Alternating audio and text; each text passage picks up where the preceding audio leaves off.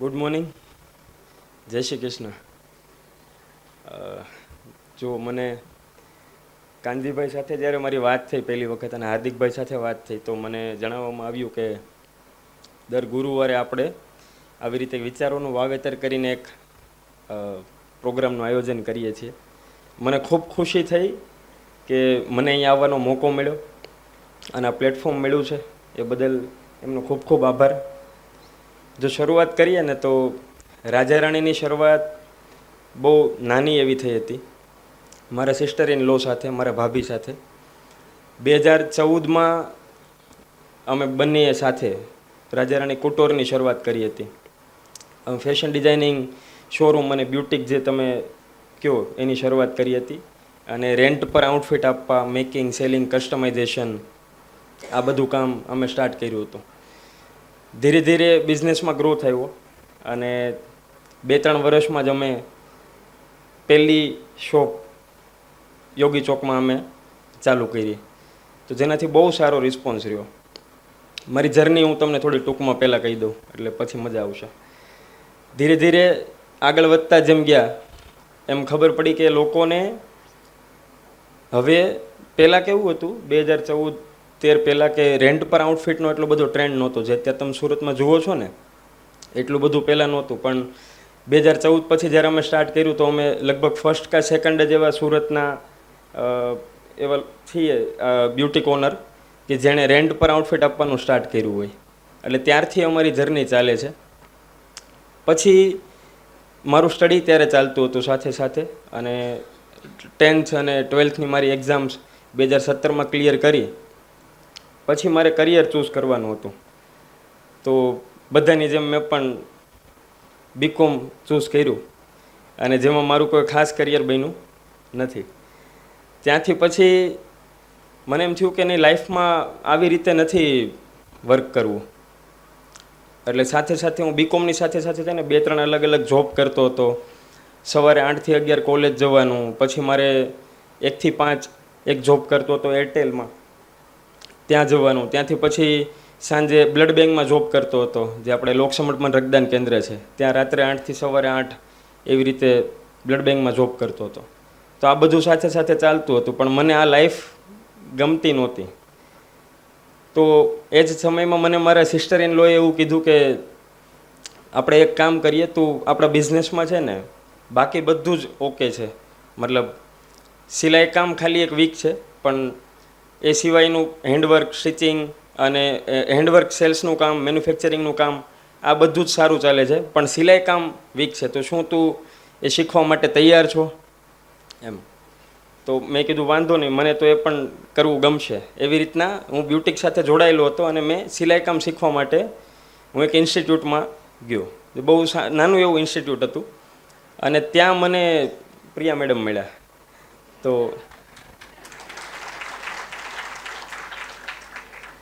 હું એકલો જ છોકરો હતો ઇન્સ્ટિટ્યૂટમાં અને મારી સામે 70 છોકરીઓ હતી. હું રોજે વાટ જોતો કે કોઈ એક છોકરો આવે કદાચ. અને મને પહેલાં તો એવું જ હતું જ્યારે મેં હા પડી ત્યારે કે મારી જેમ જ બીજા છોકરાઓ હશે ઇન્સ્ટિટ્યૂટમાં અને બધા સિલાઈ કામ શીખતા હશે. પણ એ ટાઈમ એવો નહોતો જ્યારે ફેશન ડિઝાઇનિંગનો બહુ ટ્રેન્ડ હોય, જ્યારે મેં જોઈન કર્યું ને ત્યારે. તો ધીરે ધીરે શરૂઆત થઈ, મારા કોન્ટેક્ટ્સ બન્યા અને મને બહુ ડેસ્પરેટ હતો હું, કેમ કે મને કરિયર કોઈ વસ્તુમાં બહુ સારું એવું બનાવવું હતું. મેં એવી સ્ટ્રગલવાળી લાઈફ જોઈ છે આગળ કે જ્યારે અમારા ઘરમાં છે ને, મતલબ ઘરનું મકાન હતું પણ પપ્પાને આપણે શું કહેવાય મંદીના ટાઈમમાં એ બધા સમયમાં મતલબ પૈસા ન હોય ઘરમાં, આવી બધી પરિસ્થિતિ જોયેલી છે. મારા મમ્મીએ ખૂબ મહેનત કરેલી છે એ સમયમાં, એ મશીન ચલાવતી અને હું નાનેથી જ સિલાઈ કામ કરતો આવતો હતો. મારી મમ્મી જ્યારે મશીન પરથી ઊભી થાય, અમારા ઘરમાં એક રૂલ હતો હું નાનો હતો ને ત્યારે કે મશીન ઊભું ન રહેવું જોઈએ. તો મારું સિલાઈ મશીન ઊભું ન રહેતું. જ્યારે મારી મમ્મીને રસોઈ બનાવવાની હોય, એવું કાંઈ પણ હોય તો હું બેસી જાઉં. લેસ પટ્ટાનું ને બધું કામ તમને લોકોને ખ્યાલ હશે. તો એવું બધું કામ થતું એટલે અમારા ઘરે મશીન ક્યારેય ઊભું ન રહેતું. 18 કલાક 20 કલાક સતત મશીન ચાલતું. એટલે જ્યારે 2008-9ની મંદી હતી ત્યારે મારા મમ્મી ઉપર 2-3 વર્ષ આવી રીતના ઘર ચાલ્યું હતું અને ત્યાંથી જ મને આ ફિલ્ડમાં એટલો ઇન્ટરેસ્ટ હતો. તો હું અને પ્રિયા મળ્યા, અમે એક ઇન્સ્ટિટ્યૂટમાં. ત્યાંથી મારી જર્ની એની સાથે ચાલુ થઈ. એને મળીને મને એવું લાગ્યું કે મારી લાઈફના ઘણા બધા ગોલ ત્યાંથી જ ક્લિયર થઈ ગયા. કેમ કે એનું જે નેચર છે એકદમ, હું એવું કહી શકું કે એના કારણે જ હું અત્યારે અહીં પહોંચ્યો છું. એક સ્ત્રીના કારણે જ હું અહીંયા ઊભો છું. હું જે કાંજી સરની વાત કરતો હતો ને ત્યારે મારે એવું કહેવું હતું કે જ્યારે મને પહેલી વખત ઇન્વિટેશન આવ્યું ને તો એવું કીધું કે તમારા બંનેમાંથી સારો વક્તા કોણ છે. મેં કીધું બોલવા માટે તો હું સારું બોલું છું, અને પ્રિયા મેડમ એકચ્યુઅલી ટીચર છે તો એનું એવું કામ નથી. એમ મને કે તમે બોલજો. મેં ઘણું કીધું કે નહીં, એમને મોકો આપો, કેમ કે જે છે એ છે, મારે તો એની પાછળ ચાલવાનું એ મારું કામ છે. પણ પહેલો મોકો આ વખતે મને મળ્યો છે. ત્યાંથી પછી જર્ની મારી આગળ વધી. 1 વર્ષ અમે બંને સાથે શીખવું, સીવણ ક્લાસમાં અમે બંને જોડાયેલા હતા. ત્યાંથી પછી અમે બંને નક્કી કર્યું કે હવે આપણે કોલેજ કરીએ. તો અમે બંને કોલેજ પણ કરી. એક વર્ષની ફેશન ડિઝાઇનિંગની કોલેજ કરી બંને સાથે. અને બાય ધ વે મારે લવ મેરેજ છે, એટલે આ બધી જર્ની અમારા ઘરે કોઈને આવી રીતે નથી ખબર. એમ નહોતી ખબર, હવે તો ખબર છે.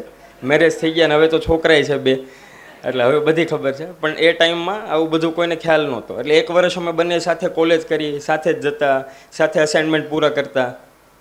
અને શોરૂમ મારો હતો એટલે એનું સાથે સાથે અમે બધું કામ પણ કરતા. તો એક ટાઈમ એવો હતો કે જ્યારે શોરૂમના જેટલા બી આઉટફિટ હોય ને, 400-500 આઉટફિટ, બધા લહેંગા, બ્લાઉઝ, બધું જ અમારા બંનેનું જ સ્ટીચ કરેલું હતું.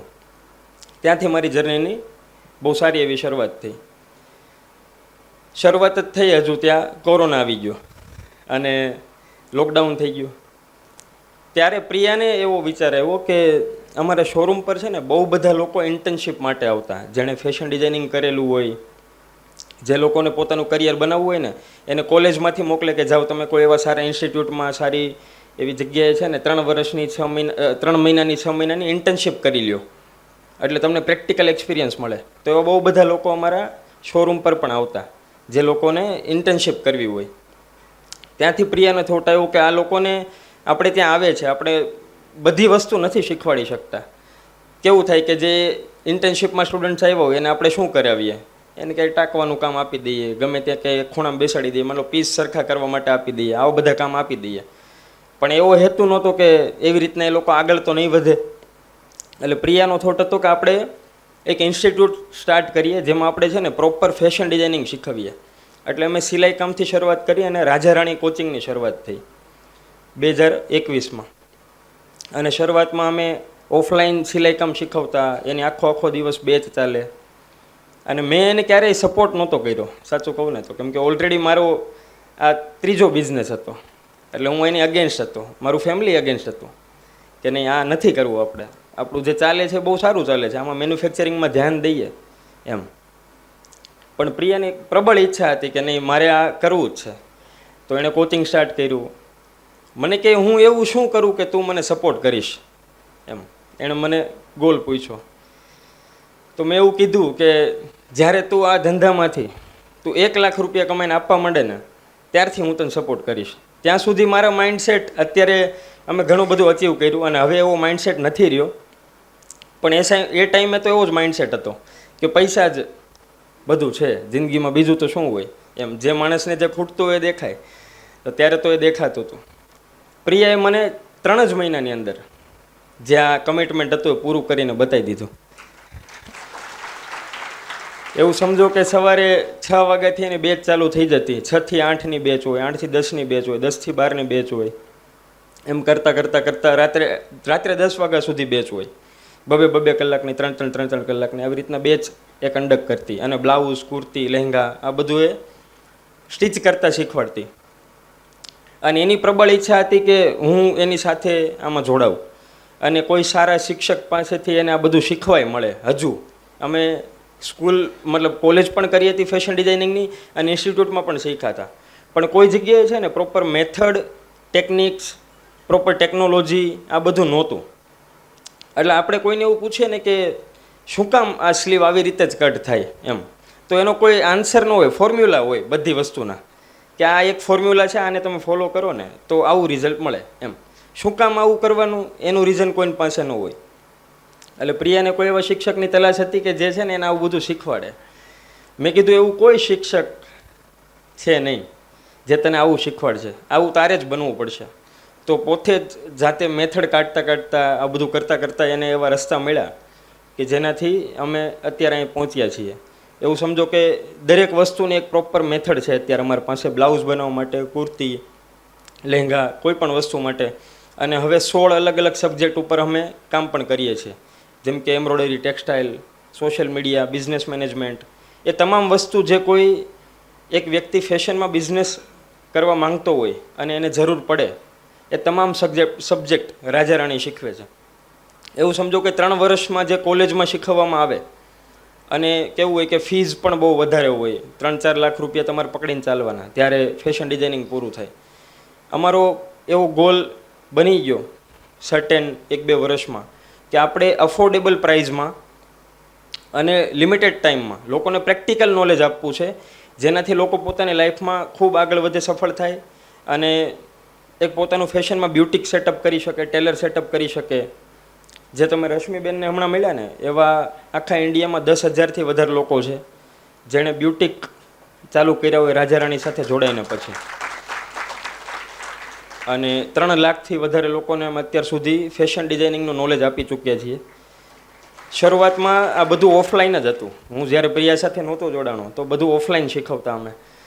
પણ જેવું એણે અચીવમેન્ટ કરી દીધું તો પછી તો મારે જોડાવવું પડે, તો મારે પર્પઝફુલી જોડાવવું પડ્યું. અને અમને ઘણી બધી ઇન્ક્વાયરી આવતી. એનું કામ એટલું સરસ થવા લાગ્યું હતું કે અમને નેશન વાઇડ ઇન્ક્વાયરી આવતી. તો અમદાવાદથી એક વખત એક ઇન્ક્વાયરી આવી કે મેડમ મારે તમારી પાસેથી જ શીખવું છે, હું સુરત નહીં આવી શકું, તો તમે મને કેવી રીતે શીખવાડશો?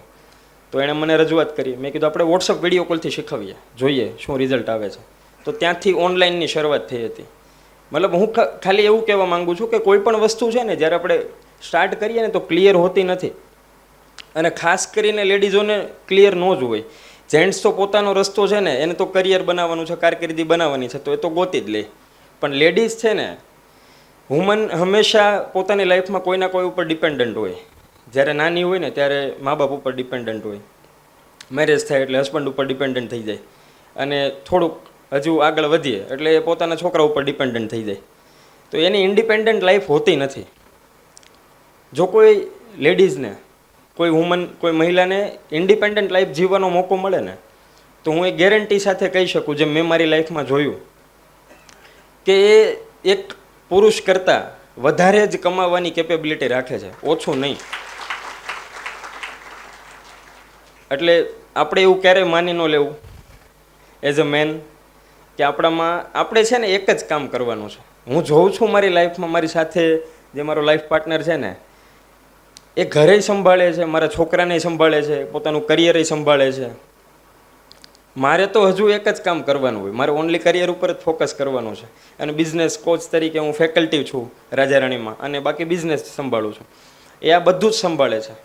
મેં એને ક્યારેય છે ને નિરાશ નથી જોઈ, સ્ટ્રેસમાં નથી જોઈ. આપણે એટલું કામ કરવા જઈએ ને તો આપણે તો મતલબ શું કહેવું, થાય જ નહીં આપણાથી એમ. બહુ પોટેન્શિયલ હોય છે સ્ત્રીઓમાં, જો એને આગળ વધવાનો મોકો મળે ને તો એવી. પછી મને આ બિઝનેસમાં જોડાયા પછી, રાજા રાણી કોચિંગમાં જોડાયા પછી આ વસ્તુ સમજાણી કે જો એક મહિલાને આગળ વધવાનો મોકો મળે ને તો એ તો આગળ વધશે જ, સાથે સાથે આપણને એટલું પૂન મળશે ને એને કંઈક કરિયર બનાવી આપવાનું કે આપણી લાઈફ પણ સેટ થઈ જશે. એટલે પછી મારો પ્રાઇમરી ગોલ પૈસાથી હટીને આ લોકોના જીવન બદલવા ઉપર આવી ગયો. તો બહુ જ સારી સારી સિદ્ધિઓ મળી. શાર્ક ટેન્ક પર જે અમે ગયા ને ત્યારે મારો બેબી જે છે ને 2 મહિનાનો જ હતો. તો સેટ ઉપર અમે સાથે લઈ ગયા હતા, ત્યાં બધું રિહર્સલ હોય, બધું શૂટિંગ હોય, તો એ બધામાં એ મારી સાથે જ હતો. એટલે ત્યાંથી અમને બહુ એ લોકોની સિમ્પથી મળી હતી કે આ જે છોકરી છે એ બહુ સારું કામ કરે છે એમ. પહેલું ઓડિશન જ્યારે મારું થયું ને શાર્ક ટેન્કનું, ત્યારે હું પ્રિયન સાથે લઈ નહોતો જઈ શક્યો, કેમ કે on that day any delivery હતી. એટલે એની સુરતમાં ડિલિવરી હતી અને હું શાર્ક ટેન્કના સેટ પર ત્યાં ઓડિશન આપતો હતો. તો મને પૂછ્યું કે ક્યાં છે તમારા પાર્ટનર, એના વગર તમારું ઇન્ટરવ્યૂ નહીં થાય. મેં કીધું આવી સિચ્યુએશન છે સર, આજે જ મારા બેબીનો બોર્ન થયો છે. તો એ લોકો મને એક્સેપ્ટ કર્યો અને પછીના રાઉન્ડ માટે સિલેક્ટ પણ કરી લીધો. તો ઘણું બધું મેં જોયું લાઈફમાં પછી રિસેન્ટ જ હમણાં અમે ફેશન શો કર્યા છે ઘણા. તો સુરતમાં એક બહુ મોટો ફેશન શો કર્યો, આપણે ઇન્દોર સ્ટેડિયમ છે એમાં, અને 7,000થી વધારે લોકો સુરત આવ્યા હતા ઓલ ઓવર ઇન્ડિયાથી, ખાલી ફેશન શો કન્ડક્ટ કરવા માટે, અને બધા જ અમારા સ્ટુડન્ટ હતા. તો એ નેટવર્ક બન્યું, એ જોઈને ખૂબ મતલબ મજા આવે છે હવે. તો ઘણા બધા લોકોનો આશીર્વાદ છે અમારી સાથે, અને હું એવી ઈચ્છા રાખું છું કે હજુ જે 3 લાખ લેડીઝોને અમે શીખવ્યું અને ફેશન ડિઝાઇનિંગ શીખવીને પોતાનું કરિયર બનાવ્યું, મારે હજુ આવનારા 3 કે 4 વર્ષમાં 10થી 20 લાખ લોકોને સર્વ કરવું છે, અને બધાને પોતાના પગ પર ઊભા કરવા છે, પોતાનું બ્યુટિક ટેલર કાંઈ પણ સ્ટાર્ટ કરે અને ઇન્ડિપેન્ડન્ટ બને. એવા મારી પાસે હજારો કિસ્સા છે તમને કહેવા માટે, કે જ્યાં કોઈ પણ એક વુમન 8-10 હજારનું કામ કરતી હતી અને હવે એણે પોતાનું કંઈ એવું સેટઅપ કર્યું છે, 30-40-50 હજારનું કામ કરે છે. ઘણા બ્યુટિક ઓનર એવા છે, રશ્મિ જેવા, જે લાખોમાં કમાય છે હવે. તો આ જોઈને ખૂબ ખુશી થાય અંદરથી. અને ઓનલાઈન જેવું સ્ટાર્ટ કર્યું અમે, તો વોટ્સઅપ વિડીયો કોલથી શીખવતા, ત્યાંથી પછી ધીરે ધીરે ટેકનોલોજીમાં ખબર પડતી ગઈ, તો અમે ઝૂમ ઇન્ટિગ્રેટ કર્યું. ઝૂમ પર અમારા સેશન થાય અત્યારે, લાઈવ ક્લાસીસ હોય ડેઈલી. તો એક બેચમાં 3-3, 4-4 હજાર સ્ટુડન્ટ હોય ઓલ ઓવર ઇન્ડિયાથી, બહારથી પણ હોય, Australia, UK, Canada, Russia, Germany, ત્યાંથી લોકો, ઘણા લોકો મોસ્ટલી ઇન્ડિયાના જ હોય, પણ એ લોકો આપણા ક્લાસ કન્ડક્ટ કરતા હોય. તો આવી કંઈક જર્ની રહી છે. અને જો એવું સમજો કે કોઈ પણ મહિલા છે ને આપણા દેશમાં કે આપણા સમાજમાં, એને આપણે સપોર્ટ કરશું ને તો એ આગળ વધશે. એક ફાધર તરીકે, એક હસબન્ડ તરીકે કે એક સન તરીકે આપણી એ રિસ્પોન્સિબિલિટી બને છે કે લોકોને આપણે આગળ વધારીએ. અને એ આગળ વધશે ને તો એ 100% ગેરંટી છે કે તમારું ફેમિલી, તમે તો ઇન્ડિપેન્ડન્ટ બનશો, તમારું ફેમિલી ઇન્ડિપેન્ડન્ટ બનશે. અને એક વુમન છે ને એટલી તાકાત રાખે છે કે આખા સમાજને ઇન્ડિપેન્ડન્ટ બનાવે, આપણી આખી જાતિ આગળ આવી જાય. તો આટલું છે કહેવા માટે. થેન્ક યુ, ખૂબ ખૂબ આભાર, ધન્યવાદ.